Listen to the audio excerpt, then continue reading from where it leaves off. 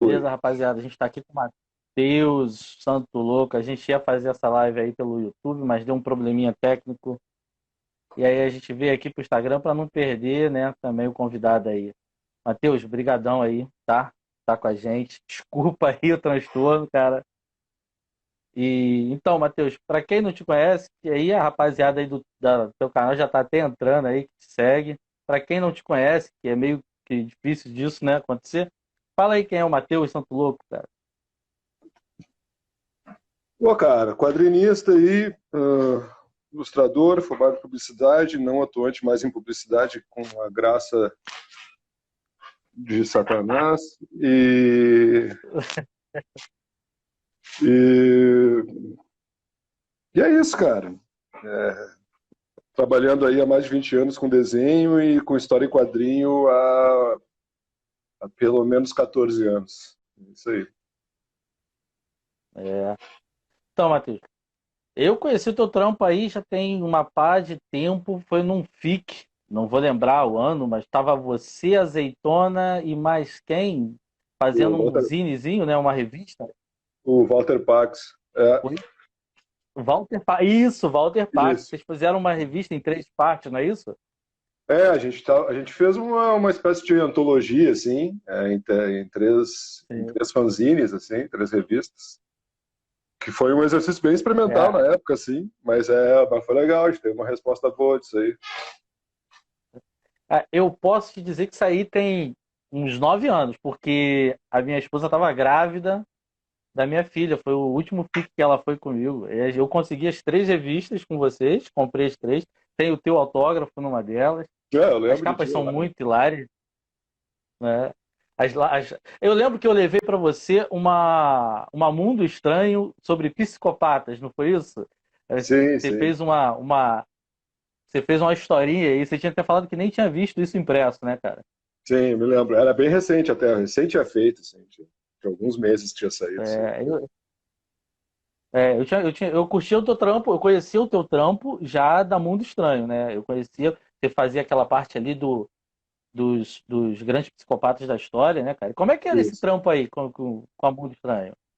Cara, nessa época aí, quem me chamou foi o Diego Sanches, que na época Uhum, trabalhava no editorial da Mundo Estranho, na Abril. O Diego Sanches hoje faz parte do coletivo Quad, né? Eles uhum. fizeram vários catarses bem-sucedidos aí, com o Eduardo Ferigato, com o Eduardo Schau e com a Luísio. E, e na época, não sei, acho que o Diego conhecia meu trabalho e achou que por algum motivo o meu desenho casaria, tipo, retratando esse bando de maluco assassino aí. E, E tu tinha, e tu tinha liberdade nessa época aí pra tu criar o layout. E, cara, o teu desenho conversa. Porque assim, o layout da página, para quem não conhece, aí, o trampo do Matheus, ele tinha que, num desenho só, contar a história do cara toda, praticamente, né? Todo o trajeto do cara. Você tinha uma liberdade ou os caras te podavam em algumas coisas ali? não, cara, em geral, como é que a gente fazia esse esquema? Eles me mandavam uma pré-diagramação já, da Uhum. onde iam ir as informações, né? Hum, Porque era uma página com os boxinhos, box de texto, assim, né? isso. Com algumas informações, né? Eles me mandavam já esse pré-layout, onde estavam os boxes, e eu encaixava a ilustração ali dentro, sabendo das áreas que iam estar cobertas, assim, né? E aí eu tentava também Hum, deixar, tipo, as informações gráficas, assim, do desenho que tivessem relação com, tipo, no box daqui desse canto, estava falando sobre X assunto, eu tentava deixar o tá. que tivesse perto desse box relacionado, assim, para a É, pessoa meio que ler o texto e ler o desenho meio que ao mesmo tempo, assim, né? Mas quanto ao o que desenhar, era bem livre, contanto que eu ilustrasse da melhor maneira possível o que estava sendo informado ali pelo texto, né? Nem sempre estava para botar tudo, na verdade, porque, bem como tu falou, né? Era complicado. Uma página para é, um resumo da vida pra contar. do maluco, né? Eu lembro que assim, cara, eu conheci o teu trampo da Mundo Estranho. E aí eu lembro quando eu fui para esse FIC, né? E aí eu vi a programação, eu vi que você tava lá na programação, e eu falei assim pra minha esposa, eu falei, caralho, o Matheus vai estar lá. Não, eu tenho que levar essa revista aqui, que eu quero um autógrafo do cara. Aí ela, quem é? Eu falei, cara, aquele cara daquela página que eu acho maneiro os desenhos dele. E aí você, pô, foi mó carinhoso, você autografou lá pra mim no ônibus lá, que tava o cara lá, o cobrador de ônibus lá, e você fez como se fosse no vidro lá, ficou bacana. Tem até hoje essa revista guardada, mostro pra galera. Cara, que o Matheus fez pra mim. Isso é muito da hora, cara. E aí tu fez essa antologiazinha com os caras, eu também curti pra caramba. Tem uma historinha que você fez ali, que é do garotinho com capuz. Você fez um desenho até pra mim dele, que é muito bacana. E aí dali eu já vi tu deslanchando pra uma porrada de coisas diferentes, né, cara? Essa é bem curioso assim, essa época, porque eu tinha. Isso aí foi em 2011, né? Esse FIC aí. Isso, isso. E em 2010 eu tinha feito, no início de 2010, eu tinha feito um arco de 2 revistas para o American Vampire, né? A convite do Uhum, Albuquerque. Eu fiz esse arco de 2 histórias ali, é, uhum, 2 revistas, né? E, e depois dali eu peguei mais 1 ou 2 trampos, um com a Marvel e um com a DC, de histórias curtas, assim, para outras antologias, né? O da Marvel era para uma antologia da X-Force, chamada Ex-Necrosha, e para DC era uma uhum. antologia da Sociedade da Justiça, ou algo assim, que era uma história do Senhor Destino, aquele. E isso, bem na sequência, assim, fiz o American Vampire, fiz mais essas 2 histórias, mas depois eu tive um hiato, assim, de produção sem ter nada, assim, né? Não, sem ter oferta de trabalho, né? E aquilo, as contas correndo, né? E a Uhum. frustração, a frustração crescendo. E, e no final de 2010, eu tive apareceu, foi o primeiro contato que eu tive com o pessoal da IDW para fazer Tartarugas Ninja. E nesse contato, eles não tinham. Era bem embrionário assim, o projeto na IDW para fazer a Tartaruga Ninja. Uhum. Então eles me convidaram, o editor na época perguntou se eu toparia desenhar, eu falei assim, não, se vocês não têm nada, eu quero tentar escrever também, né? E eu mandei uma Uhum. proposta. Mas nessa minha jogada foi bom, porque o pessoal da editora viu, o pessoal da Nickelodeon viu o meu trabalho, gostou, mas paralelo com a minha proposta, tinha uma proposta do Tom Waltz, que é o escritor das Tartarugas Ninja, que foi o escritor das Tartarugas Ninja até agora, e do Kevin Eastman, que é um co-criador, né?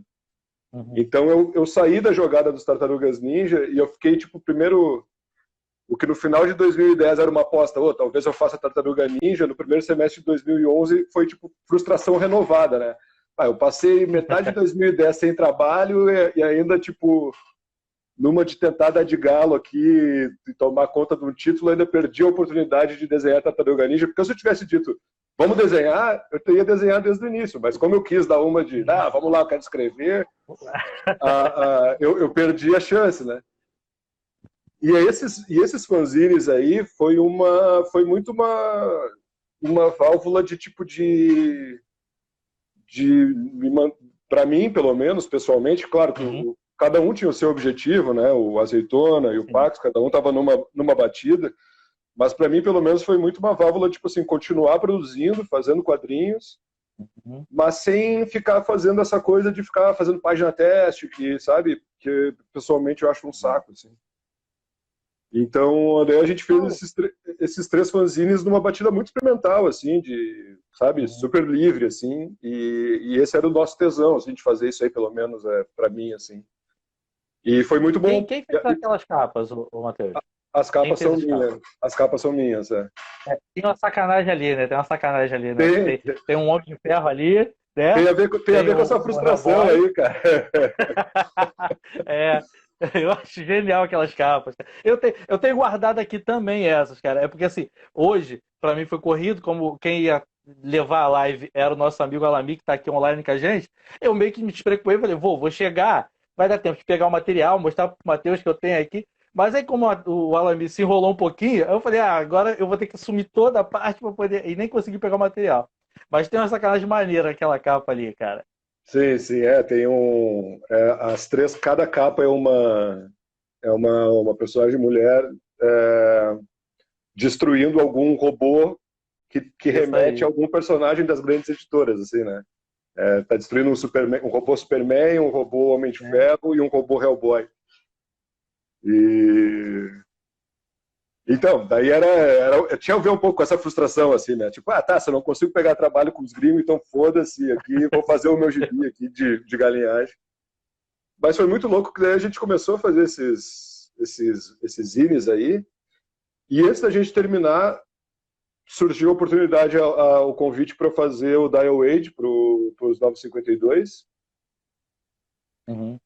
E antes de eu terminar, e aí eu já continuei terminando os fanzines, comecei a trabalhar no Dial Age, era ainda uma parte mais pré-produção, assim, fazendo design de personagem e tal. E no meio disso ainda veio Tartaruga Ninja, assim, os caras, tá, beleza, vamos fazer agora. Então, tipo, Mas aí, quem escreveu Tartaruga pra tu foi o Eastman? foi o Tom Waltz. O Eastman, ele era O Tom Waltz. tipo, assim, as histórias eram criadas,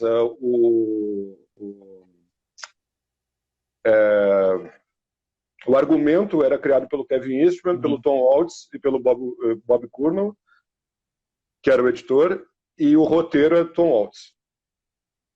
E quem te botou nessa jogada? Quem falou assim, cara, ou tu não sabe quem foi que falou assim, vamos chamar esse cara, esse doido aí, esse Matheus aí lá do Brasil?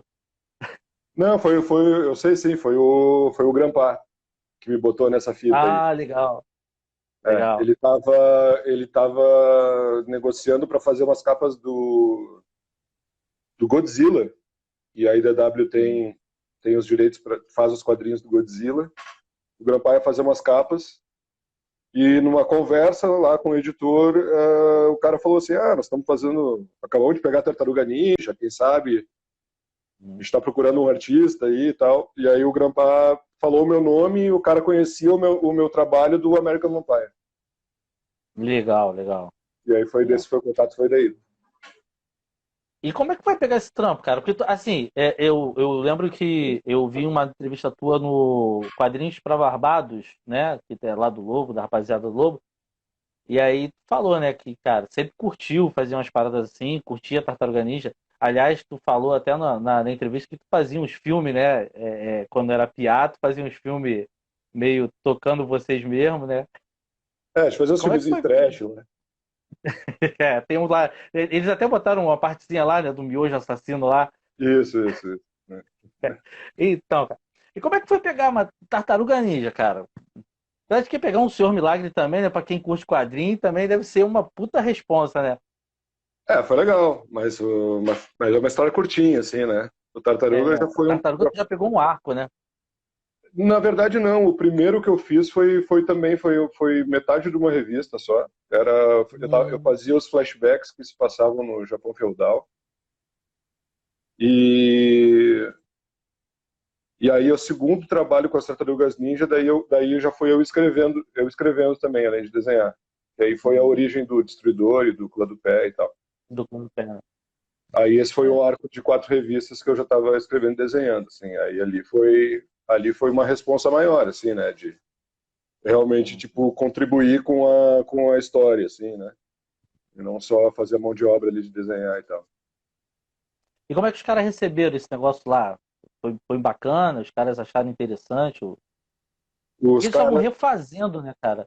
Eles estavam refazendo toda a história das tartarugas, né? Estavam fazendo uma releitura da origem dos caras, né? sim, sim. Essa versão nova da IDW, bom, agora já tem bastante tempo, né? Começou ali em 2011, mas é uma nova versão, assim. E até pelo que o pessoal fala, assim, pelo que eu vi também, ela é uma versão que tipo tenta pegar elementos de todas as versões que tiveram até agora, antes dela, né? E meio que jogar no liquidificador ali e fazer alguma coisa nova, tipo, tentando de alguma forma fazer referência às versões passadas e tal. E, então é bem legal, assim. Pô, foi muito massa, assim, foi muito bem recebido. Essa minissérie em especial que eu fiz aí, que é a origem do Clã do Pé, foi o que me botou na fita, tipo, total, assim, tanto que eu fiquei, depois dessa minissérie que eu fiz em 2012, eu fiquei até o ano passado, eu tava fazendo Tartaruga Ninja, assim, sem parar, né? Ah, Só isso, assim, né?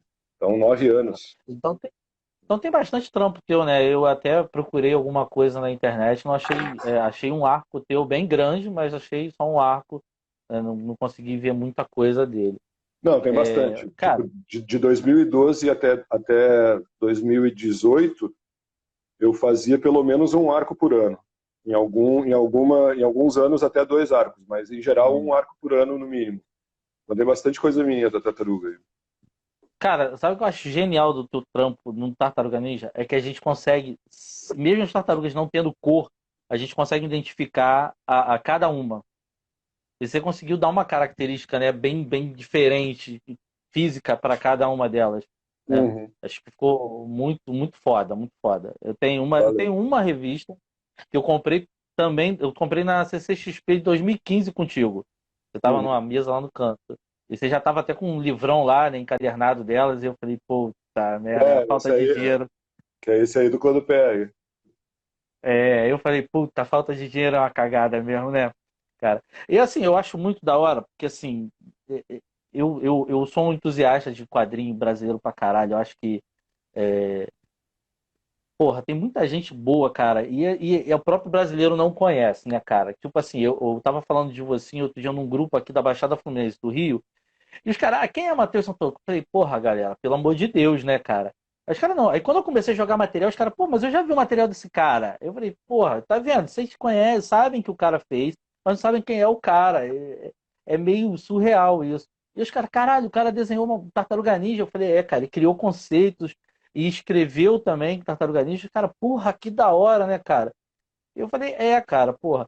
E eu achei muito mais foda, cara, quando veio. Eu curto muito board game, né?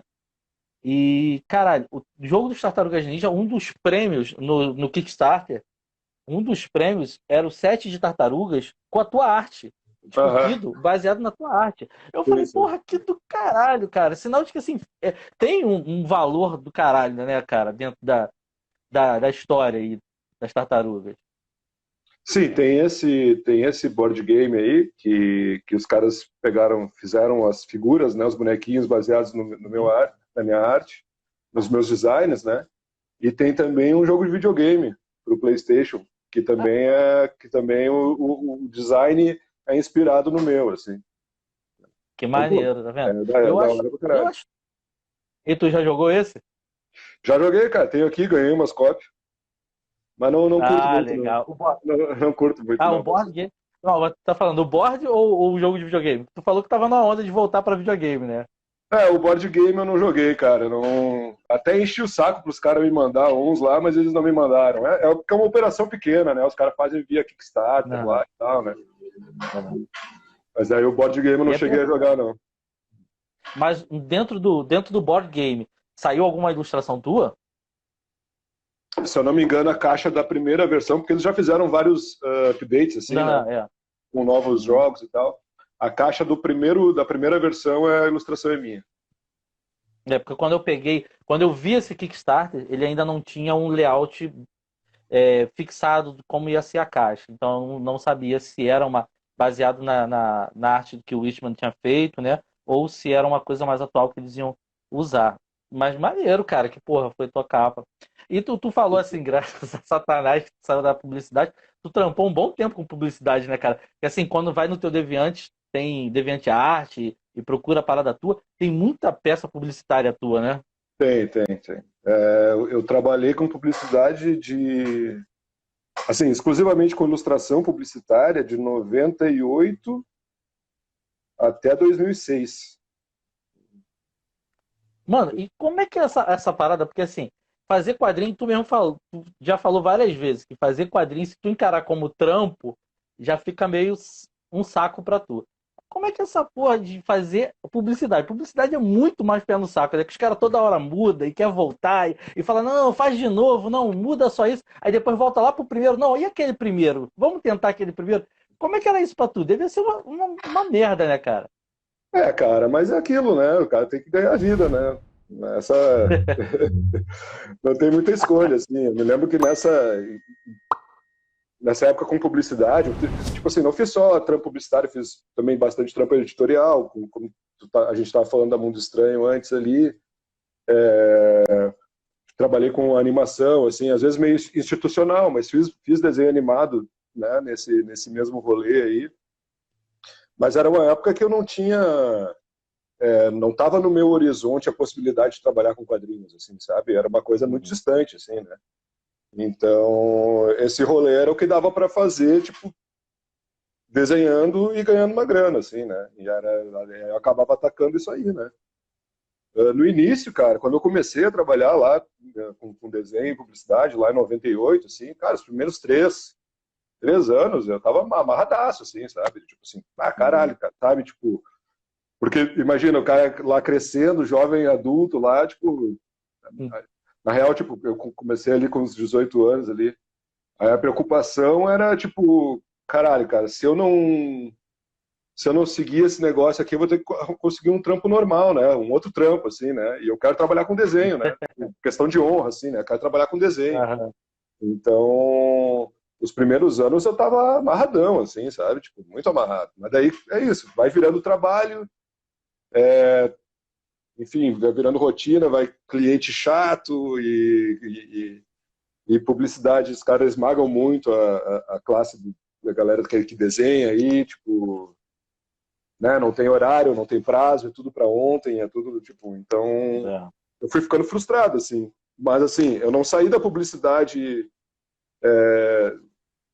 do dia para noite, assim, decidindo assim, cara, vou fazer quadrinho agora aqui, foda-se isso aqui. Não, foi uma transição relativamente lenta, assim. Daí, quando a primeira oportunidade real apareceu e os primeiros trabalhos apareceram, daí sim, eu joguei tudo pro alto e fui fazer quadrinho. E daí depois amarguei uns anos aí sem trabalho, mas aí eu estava convicto na decisão que era isso que eu tinha que fazer, né? Que eu queria fazer, então. Uhum. Então, e aí eu tava falando até com o Edu, aí vocês montaram o coletivo de vocês lá, né, cara? Fizeram aquele quadrinho do mundo urbano, né? Tu, o Rafa e o Edu, né? E o Edu Uhum. contou que vocês fizeram meio que entre papos de sair para tomar uma, né? Sim, sim. E conversando. E aí pararam de beber na rua de baixo, começaram a subir para beber com o Rafa, né? Perto do estúdio dele. É, isso aí, porque o Edu eu conheci porque ele trabalhava no estúdio do Otto Guerra Uhum. e eu tinha alguns amigos que trabalhavam no Guerra também, faziam às vezes freelance e eu trabalhava lá no Otto. E E aí era comum, assim, tipo, intervalo de almoço, o pessoal, porque era tudo mais ou menos no mesmo bairro, os estúdios, Uhum. assim, então a gente se encontrava em um café específico ali, aqui no bairro Bonfim, aqui de Porto Alegre, e ficava ali. Eu conheci o Edu num desses cafés, assim, uma dessas idas, assim, pós-almoço no café ali. E, e inicialmente a minha turma com o Edu era essa aí, né, cara? E aí, tipo, quando eu peguei o meu primeiro trabalho de quadrinho foi fazendo uma assistência para o Albuquerque, né? Ele estava fazendo uns trampos para uma editora no Oriente Médio Uhum. e tinha assinado um contrato lá de não sei quantas revistas e estava precisando de ajuda para desovar. E aí o meu primeiro trampo foi ajudando ele a fazer alguma dessas coisas. Assim. Eu fiz uma revista, fiz uma arte final de outra. Tipo, na época eu estava tipo, topando qualquer coisa, assim, né? Aí fiz arte final, fiz cor de uma outra revista para ele. E nisso aí, tipo, né? Um dia, tipo, vamos fazer um churras, daí junta as turmas, né, cara? Sempre fui muito de juntar as turmas. Assim, então junta as turmas, chama os caras daqui, os caras de lá e já se conhece todo mundo aí, né? A galera da animação e a galera do quadrinho, assim, e junta todo mundo no mesmo bar para beber. E aí, rapidinho, eu, o Edu e o Rafa, tipo, criamos uma afinidade maior ali e começamos a ter, tipo, saídas mais periódicas, assim, né? Do, tipo, quando acabar, o Edu saía do Otto, eu e o Rafa saía do estúdio lá, eu já estava trabalhando com ele, e a gente se encontrava num bar no meio do caminho lá e ficava trocando ideia. E o mundo urbano surgiu, Ah, não exatamente desses encontros, o mundo urbano surgiu muito por conta do FIC, assim. A gente foi uhum. para o FIC em 2007 e quando a gente foi para lá, tipo, a nossa cabeça deu uma explodida, assim, de perceber que que tinha toda uma cena de quadrinho independente que aqui no Sul não chegava, assim, não estava nem ligado o que estava acontecendo, né? Estava ligado em uma outra coisa que se destacava mais, mas não sabia que tinha tanta coisa sendo feita, assim, né?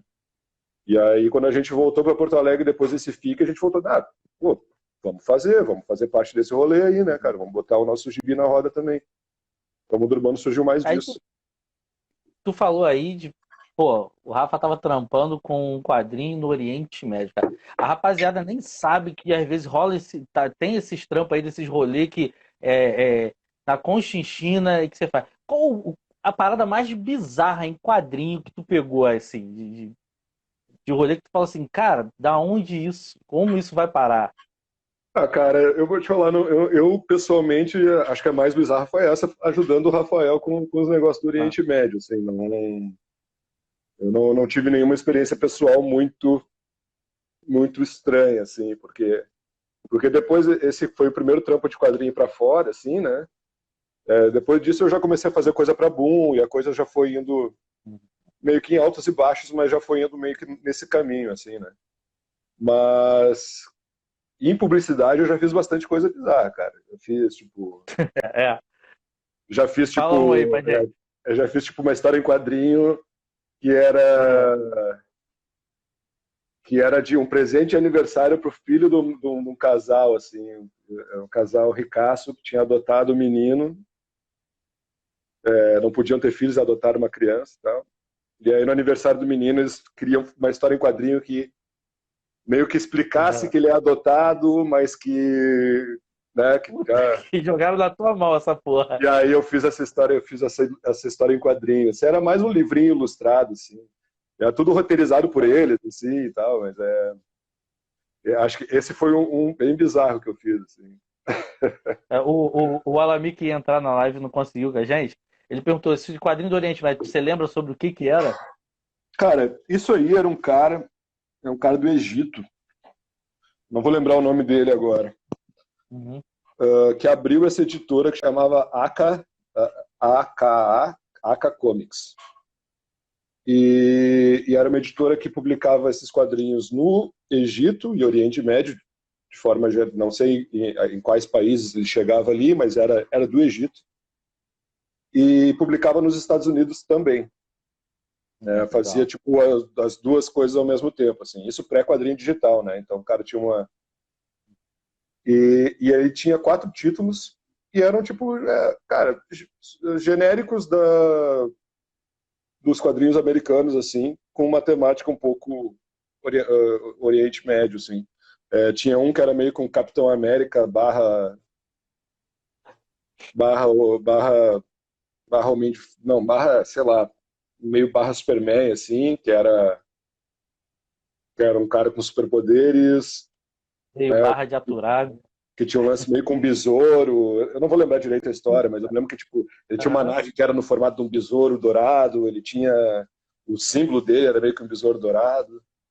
Tinha um que era um Conan, que esse Uhum. eram 3 personagens que estavam dentro do mesmo universo e esse Conan, que era o Hakan, esse eu lembro direitinho do nome, que era bem um Conan árabe, Uhum. que era o único que não era ligado assim ao mesmo universo, assim. Então tinha esse Hakan, que era um Conan, tinha esse cara que era meio um Capitão América, sei lá, Lanterna Verde, meio Superman, tinha uma Mulher Maravilha e tinha mais um, cara, que eu não consigo lembrar. Eu lembro que eram 4, mas eu não estou conseguindo lembrar o quarto. Não, Mas era tranquilo. essa vibe de, tipo, reinterpretações de super-heróis americanos, né? E Colocado no a gente contexto acha que só Oriente brasileiro Médio. não faz essas merda, né? Não, não, não. Então, cara, eu vou te falar que, assim, pra mim, um dos trabalhos que eu mais gosto, eu não sei se você gosta de ter feito, ou do resultado que é Dial Age. Você fez para DC. Era uma época que a DC tava apostando em umas coisas diferentes, né, cara? E aí, muito tempo que eles não lançavam um quadrinho do Dial Age. E eu achava aquelas histórias muito loucas. Visualmente, você explorava umas coisas que eu falei assim, cara, eu queria ver o Matheus fazer Patrulha do Destino. Uhum. Eu acho que ia ser uma coisa muito de doido, cara. Isso aí é muito por conta também do escritor, né? Que é o China Uhum. Mieville, esse. que é um malucaço, assim, também, né? E... Então, às vezes, era uma treta, cara. O cara mandava lá um personagem... Porque o Dial Age, não sei se quem Aham. não sabe, é o cara que disca o número do telefone lá, né? Escreve herói, né? Nas letrinhas. E Aham. cada vez que ele disca, ele vira um herói diferente. É meio que um Ben 10, Isso só aí. que é bem anterior ao Ben 10, né? O quadrinho original dos anos 60, né? Uhum. Então, mas é tipo um Ben 10. E então, cara, tinha uns heróis às vezes, cara. Cara, tem um que aparece que é na última edição, que é tipo, cara, que é um bambolê com uma cabeça e braço de galo. É um negócio assim. Então, e é um bambolê, é um bambolê, é foda, assim. Mas enfim, daí dava pra pirar e fazer umas coisas bem malucas, assim, né, cara? É, é bom e é ruim, né? Que o É, primeiro impacto é como é que eu vou fazer essa merda funcionar, e segundo, funcionou. Agora eu posso fazer o que eu quero, né? sim, mas imagina, chega um roteiro, se tu lê assim, aí ele vira um bambolê com uma cabeça e asas e rabo de galo. Caralho, velho. O que eu vou fazer com isso, cara? O que eu faço com Que essa ângulos eu informação posso agora? criar? Mas o pior é que eu E gosto, cara. depois você O pior é que imagina. um dos heróis que eu mais gosto é esse aí, cara. Rapaz, você tava falando de rolê, eu tava lembrando aqui que assim, Deus sabe o que faz, né, cara? Porque ele não botou você, a Azeitona, o Rafa e o Edu e o Fiuza na mesma terra, porque senão não ia, o mundo acabava, né? Ou a cerveja.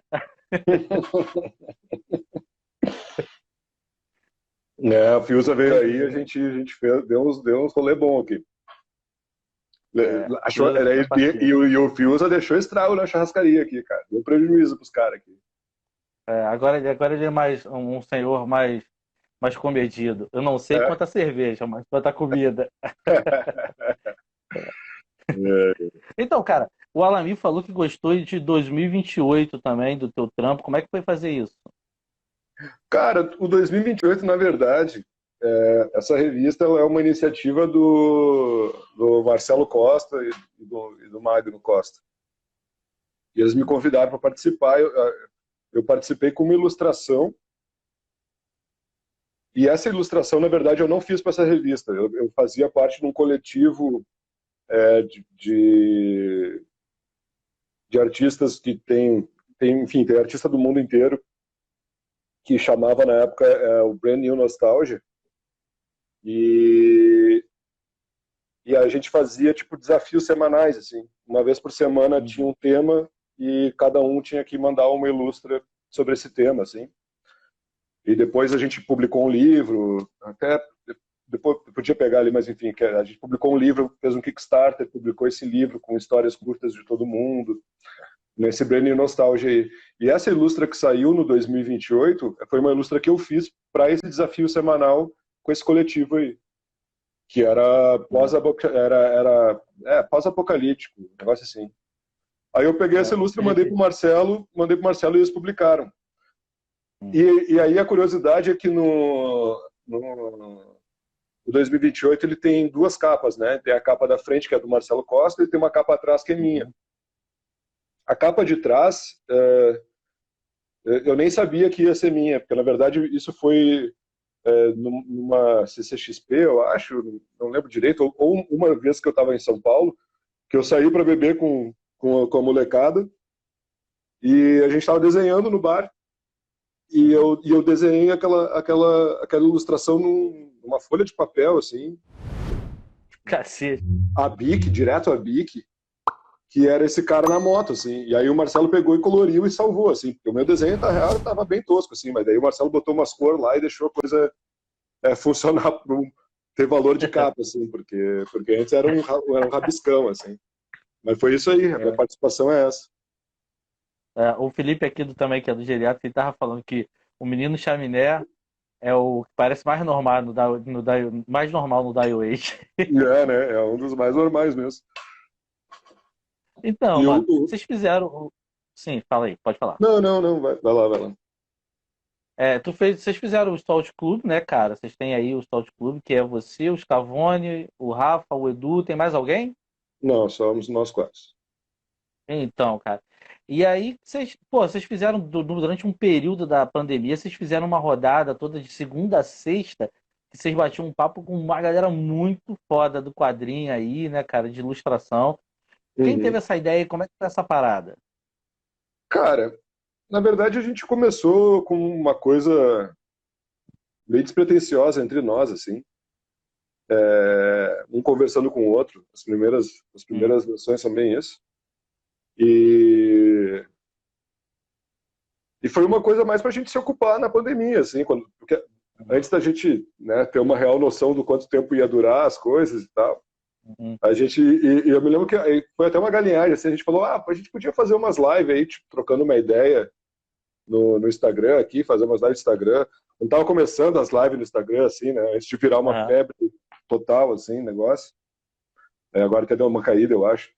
Mas aí, tipo, a gente tava conversando sobre isso e o Albuquerque mandou o logotipo aquele, que é 60 minutos para Apocalipse, né? 60.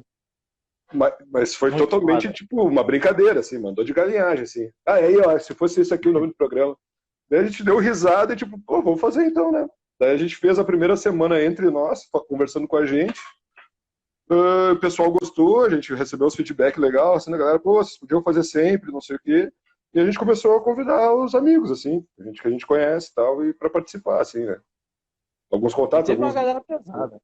Sim, pô, cara, Deodato, o Kevin Eastman participou, o Scott Snyder O Whitman. participou, o Milar participou. A do Milar foi a que deu mais probleminha. Assim como a gente teve o nosso probleminha no StreamYard hoje, Aham. a com o Milar deu problema no Instagram. Daí a gente levou pro StreamYard lá. Porra, mas teve, porra, Greg, É. Ivan Era cagado o Reis. horário.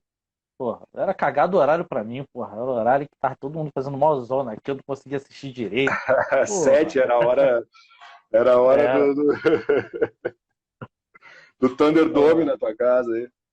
era, porra. A hora que tá todo mundo chegando e filho mexendo com o dever de casa, eu falava, puta.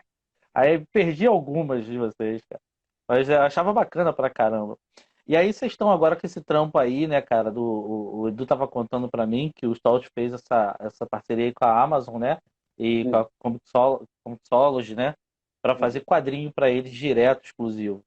E uhum. aí o Edu lançou o Funny Creek, né? Junto com o Rafa e o Scavone. E tu falou que tá fazendo alguma coisa aí pro ano que vem, né? Isso. A gente fechou um pacote de. Cara, isso foi aquela golpe de sorte, assim, né? Foi na cagada que a gente. Porque durante a pandemia é um negócio muito bom, né? Tá fazendo quadrinho pra uma editora. Uma editora não, porque são mais uma. A Comixology funciona mais como uma distribuidora, né? Hum, É, numa época que, enfim, né? Que um monte de coisa parou mais no início do ano. Agora as coisas estão retomando um pouco no mercado editorial lá fora, pelo menos, eu tô falando.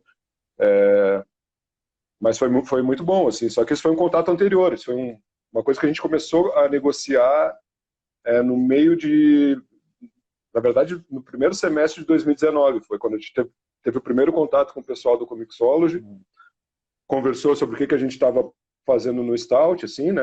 A gente já estava tipo trabalhando em projetos e apresentando para editoras, assim, né? A gente estava, na verdade, já tinha até vendido o Hidden Society que o Scavone e o Albuquerque fizeram para Dark Horse. Ele parou de ser publicado por conta da pandemia, mas deve estar voltando agora.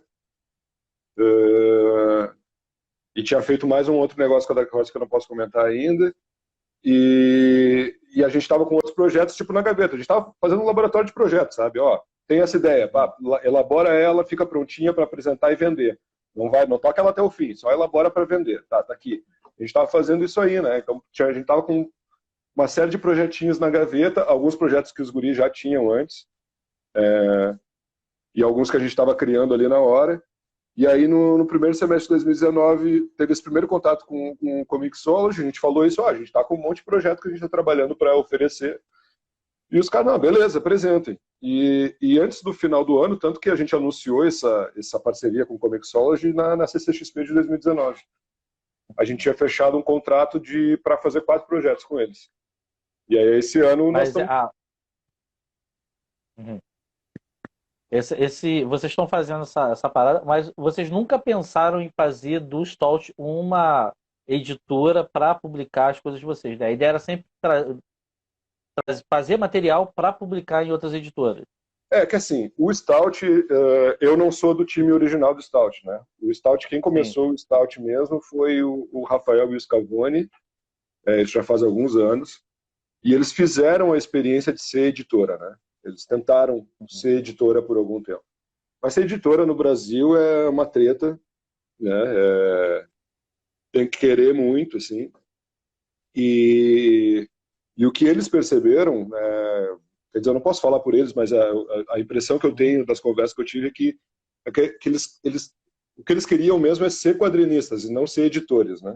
Não ser editor. Então, eles fecharam o Stout há uns anos atrás, acho que foi em 2018, eles fecharam o Stout original. Tinha aberto a empresa, eles publicaram, o Stout publicou o Shampoo, do Roger Cruz, publicou Open Bar, do Edu,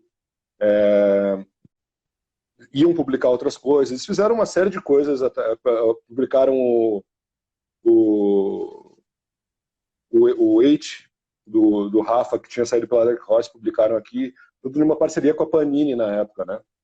Mas, apesar da Panini publicar, a editora era o Stout, né? Uhum. E eles meio que desistiram dessa ideia, encerraram os trabalhos. E quando a gente começou a se falar de novo no final de 2018, começou a rolar essa ideia da gente, enfim, trabalhar junto de novo, muito, muito também por conta de estar chegando essa data de 10 anos de mundo urbano, né? Fazia 10 anos que a gente tinha feito mundo urbano, então a gente começou a conversar sobre algumas ideias sobre isso de novo e tal. E daí nas conversas, tipo, uma coisa era muito clara, é isso, que ninguém quer ser uma editora, né? Mas ser uma produtora já é algo que interessa mais, assim. Então, eu acho que... Mas aí vocês pensam como produtora, você falou aí da Panini e tal, vocês pensam em fazer coisas exclusivamente para o mercado brasileiro ou o rolê vai ser mandar para fora mesmo e depois voltar por meio de outras editoras? Assim, a ideia é ser uma produtora, né? Então, do tipo, o primeiro passo que tu tem que deschavar para fazer um projeto acontecer é capitalizar ele, né? Então, tu tem que conseguir recurso para produzir. E com editoras no Brasil, seja Panini, seja o que quer que seja, qualquer editora que seja, e isso não é um demérito das editoras, essa é uma realidade do nosso mercado, assim, né? Não tem essa grana, não tem grana para pagar um roteirista, para pagar um desenhista, não tem grana para nos remunerar como roteiristas e desenhistas mensalmente, não tem. A gente teria que estar se dividindo, virando em 4, para estar fazendo outros trampos e fazendo nosso trampo sem ser remunerado para depois apostar num royalty ali.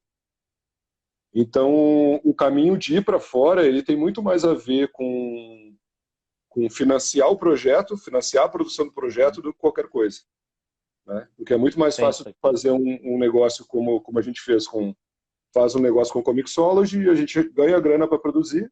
Então é quase como se a gente estivesse trabalhando para uma Boom, não é que nem se estivesse trabalhando para uma Marvel, mas assim, quase como se a gente estivesse trabalhando para uma Boom. Então paga o nosso mês, paga nossas páginas, paga o nosso trabalho, mas é um trabalho autoral ao mesmo tempo, né? É um trabalho, é uma criação autoral. Então o que a gente está tentando fazer, e com o Comixology já acaba acontecendo isso no digital, mas a gente quer ir para o mercado, a gente tem planos para essas coisas saírem também de forma impressa, de fazer a coisa assim, a gente financia lá fora, mas a gente publica aqui ao mesmo tempo, né? Certo. O Alan está perguntando aqui, cara, do teu trabalho aqui autoral, tem algum que você gostaria de ver ele numa animação? Se tu falar assim, cara, que tesão de ver isso ali animado. Cara, tem 2, eu acho. Na real, eu acho que tem 3 que funcionam super bem. Um é o Mundo Urbano, que eu acho que super funcionaria numa animação. tem uma história curta desses fanzines que a gente fez. Tem uma delas, do segundo deles, que eu acho que funcionaria como um curta animado também, meio fantasia, assim. E o que eu estou fazendo agora, eu acho que... Já que eu não posso falar o que é, Não, tudo bom. mas esse que eu estou fazendo agora, eu acho que isso funciona bem como desenho animado, assim. Sim.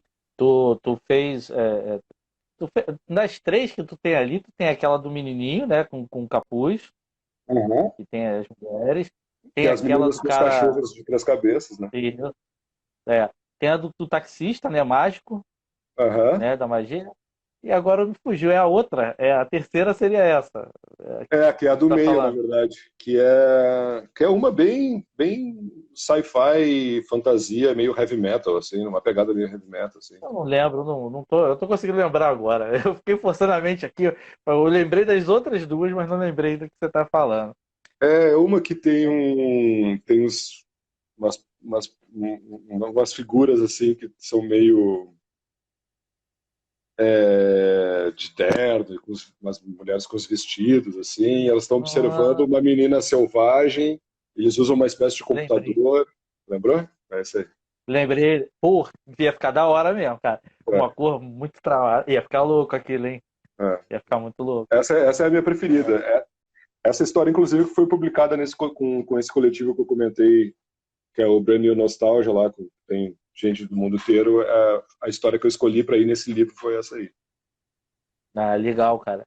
Ela é muito da hora mesmo. O Alan me perguntou, na parte de divulgação e de marketing do Comixology, vocês ajudam ou é só eles que trabalham o marketing, a questão de como é que vai ser lançado? Não, é bem por eles, assim. A gente faz uma divulgação no nosso Instagram e Twitter, assim, mas, Uhum. mas ela é muito pautada pela estratégia deles. Então, eles decidem a data de lançamento, eles estão apostando muito nesse formato do Comixology Originals, né, que é o selo que a gente Uhum. acaba fazendo parte, desses... que eu acho que é para se assimilar um pouco essa coisa dos streamings Netflix, e que sai um episódio por semana, ou sai a temporada inteira de uma vez só,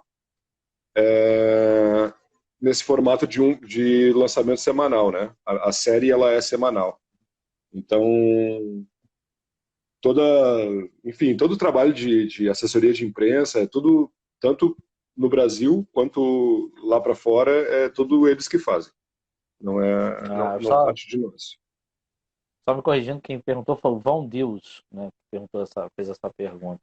Ah, legal. Então, cara, porque é bem complicado. Você está falando aí, é uma questão de que é outra visão, né? Porque a rapaziada fica nessa de bater com a cabeça ali, né? Ficar dando murro em ponto de faca aqui dentro do Brasil, não, e eu tenho que dar certo aqui.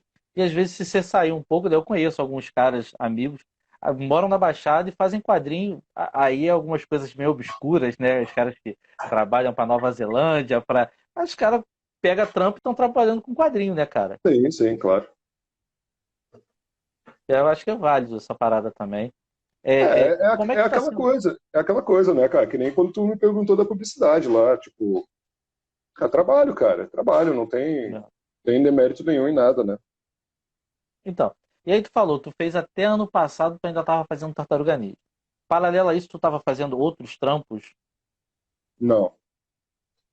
E aí, hoje em dia, tu tá fazendo esse trampo aí do Stout com a Comixology, mas tu tá fazendo outro trampo, tu pegou outro trampo desse tempo pra cá, ou tu tá só focado nesse trampo da...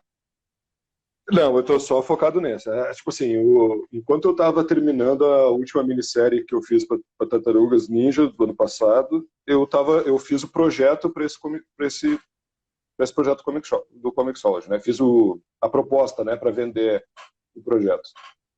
E aí eu terminei o projeto das tartarugas, a gente vendeu o projeto, então desde então eu tô focado só nesse do Comixology, assim. Tem negociações para algumas coisas para o ano que vem, depois que eu acabar esse projeto, mas assim, tá, é tudo ainda só na conversa, assim, né? Até porque É, a gente estava fazendo bastante coisa com o Stout, assim, tipo, né? A gente está trabalhando bastante para tipo, manter isso acontecendo, não digo com o Comixology, mas manter a casa produzindo assim.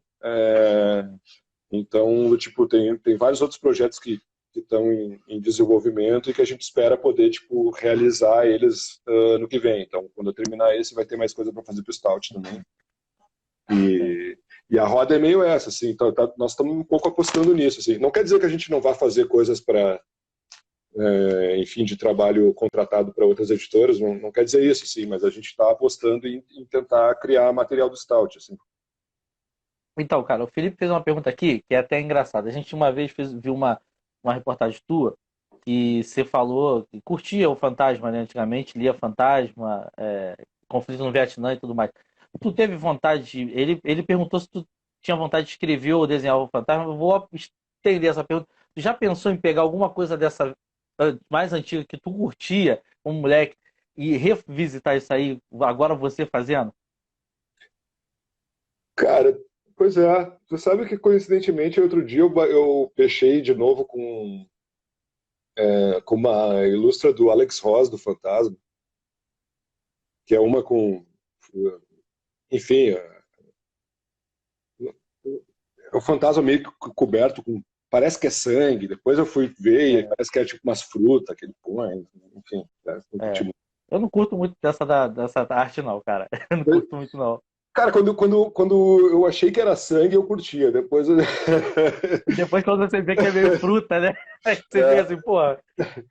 Mas, mas, mas eu fiquei pensando de novo assim, cara, beleza, qual seria o jeito? Né? Eu me lembro que eu me peguei por alguns minutos pensando assim, será que tem algum jeito de fazer o fantasma ser legal, sabe? E, Ser enfim, legal é ótimo. porque é uma coisa muito da minha infância mesmo, assim, né, cara? É. O meu pai colecionava fantasma, então é uma das portas de entrada para mim para o quadrinho, assim, mas é uma coisa que, tipo, eu nem lembro direito. Tirando o que eu vi depois de um pouco mais velho, assim, de desenho animado, de ler sobre, eu não lembro direito o que são as histórias, assim, tipo, Uhum. eu lembro muito do Fantasma Cara, Pirata, que quando eu era piaço, então. moleque, assim, eu achava animal, assim. Cara, Mas, eu tenho um lance que eu falo até para uma rapaziada dos grupos, né, que a gente frequenta de quadrinhos, eu falo que eu tenho medo de revisitar algumas coisas que eu adorava na infância e de ver que na verdade era só meu pouco conhecimento e imaturidade que deixava a coisa boa. é, tem aquela regrinha, né, dos 15 anos, né? É, pois é muito ruim, né? É ruim quando você pega um negócio que você achava tão bacana e você olha e fala assim, por que eu gostava mesmo dessa merda? E quando eu fico pensando sobre o Fantasma, assim, né, cara, ele é um personagem que, tipo, acho que dá pra fazer coisas legais, assim. Não, Tá. não, acho que dá pra fazer legal. Só que ele é meio que uma repetição de uma fórmula, né, cara? É o Fantasma, é o Zorro, é o Batman, eles são tudo meio que a mesma coisa, assim, né? Então, enfim. Mas acho que os caras não fogem muito disso, né, Matheus? Acho que não tem, dentro desse mainstream, acaba sendo meio que uma fórmula que os caras veem que dá certo. Você meio que reformula um pouco, atualiza um pouco alguns dados e você joga e vai ter público, né, cara? Ah, não, mas até porque é legal essa brincadeira, assim, né? Como escritor e como criador, assim, é legal pegar coisas né, tipo, coisas que tu curtia quando tu era mais jovem e, tipo, dar uma reformulada e repaginada, assim. Acho que, como criador, isso é uma coisa interessante de fazer também, sabe? E como é que fica teu trampo depois desse bagulho de pandemia e o caralho não pode sair de casa e tem que tomar banho de álcool quando volta e tudo mais? Como é que mudou a tua rotina? Como é que ficou aí pra trampo, essas coisas?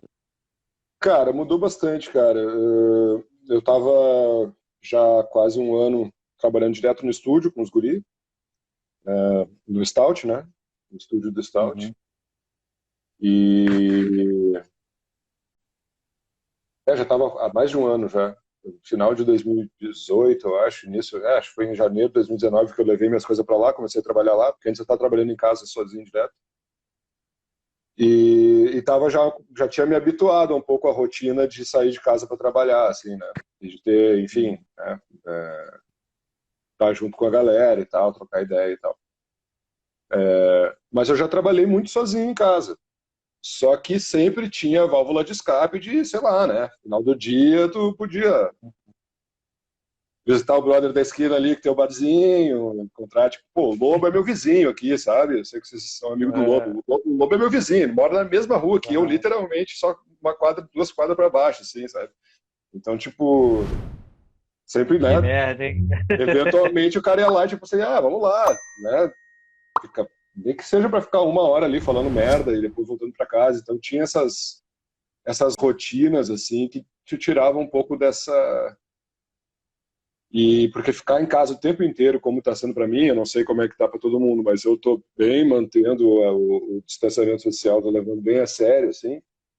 E, e ficar em casa, tipo, 24 horas por dia, o tempo inteiro, por 6 meses, que é o que eu estou fechando agora, cara, deu uma despirocada aí, cara. Tô. A ansiedade batendo, assim, chega final do dia, ansiedade em níveis altíssimos. A Uhum, produção caiu muito, muito. Né? O ritmo de uhum. produção caiu muito. Então, complicadinho, né? Mas vamos lá. É. E Tem tu dias e consegue dias, né? Às vezes tem umas semanas que, tipo, que maravilha, essa semana eu tô produtivo pra caralho. Daí na semana seguinte tá tudo uma merda.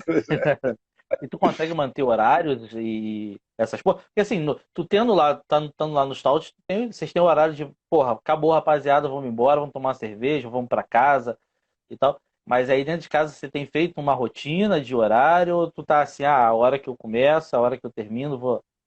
Não, eu tenho uma. Não é assim, não é uma rotina rígida, mas eu tenho, tipo, Uhum, uma rotina. Eu acho que eu sou um cara de rotina por natureza, assim, sabe? Tipo, então eu uhum, acabo construindo umas rotinas assim. Então, tipo, em geral eu acordo muito cedo. Tipo, hoje eu acordei às 4:30 da manhã. Então, eu acordo muito cedo e começo devagarinho, assim, né? Daí consigo fazer meu café, né? Pensar, olhar o que eu tenho que fazer com calma. Sim, porque aquilo, se eu acordo às 9 horas, até eu começar a trabalhar já é 10 e pouco, quase 11, daí daqui a pouco estou almoçando, e daí já dá um repete pós-almoço. Então, eu gosto dessa coisa de acordar bem cedo, assim. Óbvio que não é todo uhum. dia que eu acordo cedão, mas em geral é isso, assim, acordo bem cedo e vou trabalhando até o meio-dia, daí eu almoço e faço uma pausa com a patroa aqui para ver uma sériezinha, alguma coisa. Aí lá pelas 3 da tarde eu retomo a rotina e vou até umas 7, 8. É mais ou menos isso, assim. É, rapaz. Você falou aí do distanciamento social e tudo mais, eu tô. Hoje eu tive que sair com a patroa para a capital do Rio, rapaz. Eu quase tive um treco. É muita gente aglomerada, muita gente sem máscara. É nego com a máscara no queixo, que eu não sei o que eles têm no queixo, que a máscara fica ali. Tu fica, caralho, esse povo doido, tá porra. E a minha esposa não come nada na rua, né, cara? E daí a gente saiu 10 horas da manhã. E eu falei assim, Jesus Cristo, eu vou me ferrar. Mateusão, cara, a gente tá com 22 minutos, 22 segundos da live. Cara, queria te agradecer pra caramba, Obrigado, tá? cara. Pela tua gentileza. Me desculpar de novo pelo transtorno, te agradecer a paciência com a gente, cara, Eu tá? entendo, cara. Vocês são vovô. Vocês são vovô. Vovô e tecnologia É, não conversa, cara.